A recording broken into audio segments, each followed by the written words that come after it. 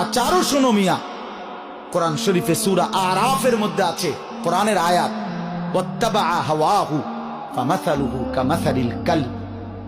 সরাসরি কোরআনের আয়াত, সরাসরি কোরআন শরীফের আয়াত।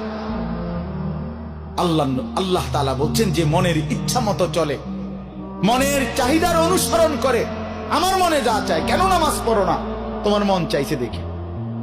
আর কি কারণ? তোমার মন চাইছে তুমি পড়ো না কেন? সারাদিন নারী দেখো, ছবি দেখো, তোমার মন চাইছে, এই তো না, আর কি তো কিছু না।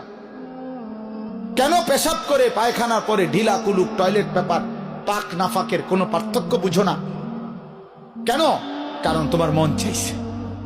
মন চাইছে। রাতের বাইজা গেছে 3টা, তুমি ঘুমাও না। দিনের বাইজা গেছে 10টা, তুমি ঘুম থেকে ওঠো না। কারণ তোমার ইচ্ছা, তোমার মনে যা চাইছে তা। আল্লাহর কসম বাপ, আমার কথায় রাগ করো না।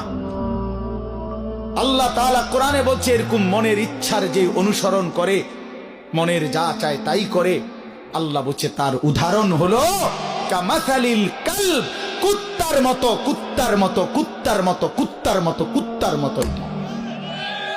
এই নামাজি বেনামাজি বেহায়া, মনে রাখিস তোর জিন্দেগি কুত্তার জিন্দেগি।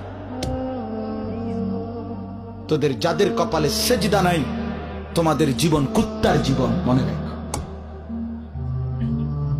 কুকুরের জীবন এটা। কামাসালিল কালব।